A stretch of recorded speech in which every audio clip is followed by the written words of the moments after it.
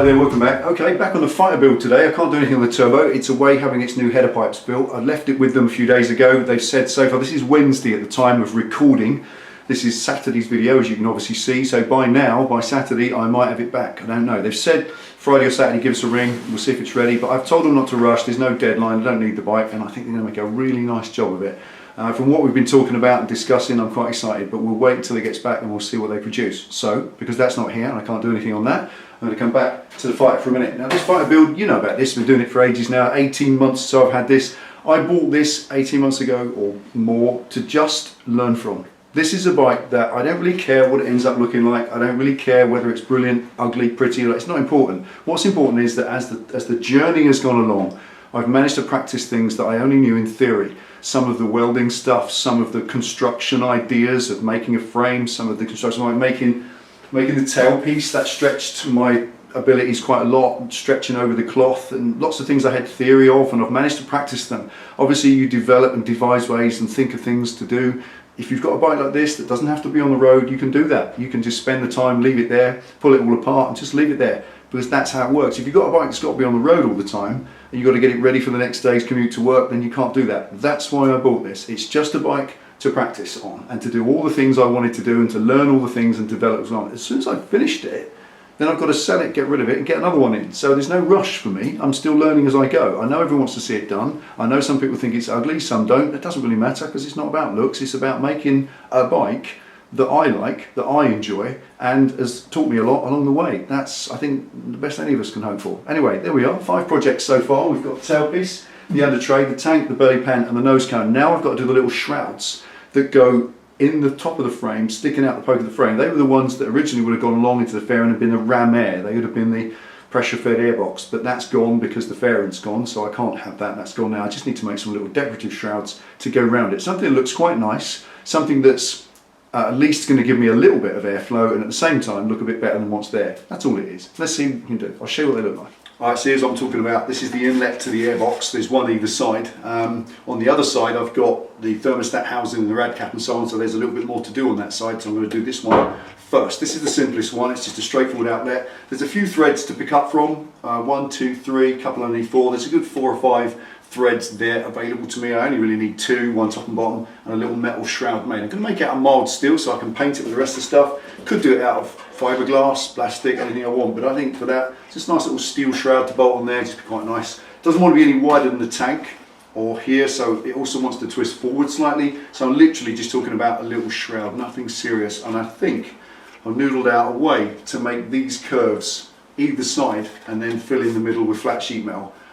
Rather than tell you, let's show you what I'm thinking of. I'm going to get on with some fabrication and put a little bit of music on because it's just entertaining, hopefully, and you can watch me go to. Alright, there we go. Project number 6.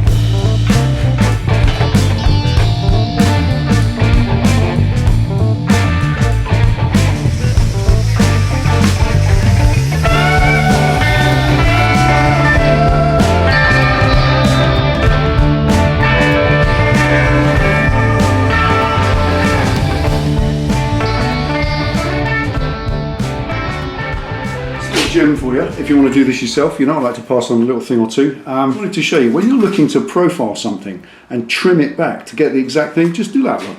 Put a little row of dots with a marker pen along there. I use a dry wipe pen because it doesn't remain. You just wipe it off your finger afterwards. You can use a Sharpie or whatever. But the idea of those dots is, when you're grinding back, as you watch the joint, as the grinder, because these sanding discs are really aggressive. That's only a mild one, and that will touch the edge of that sheet metal and it will just lap it back in seconds. You can use flat discs, but flat discs tend to leave a rounded edge on everything. These leave a nice flat edge, which is a little bit better if you're going to weld it, whatever. So if you're going to do it, that's what it was. Just use that little row of dots, and the idea behind them is you can see the dots diminish in size. So if you're going a bit too heavy one end, you'll see the dots disappear that end. What I want to do is go across where that range of dots is and take all that out nice and evenly. So you peter it out towards the end, you come around the middle. So what you should be left with at the end is nothing and a dot each end, just a half of a dot left. So you've lineaged that a bit away. So all it is, use the dots, follow the dots.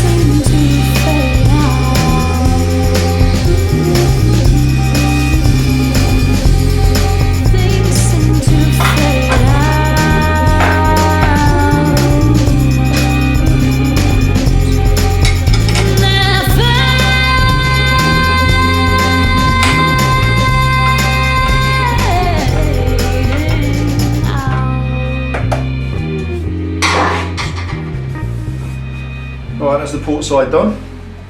6 hours, starboard side next. Thanks for watching.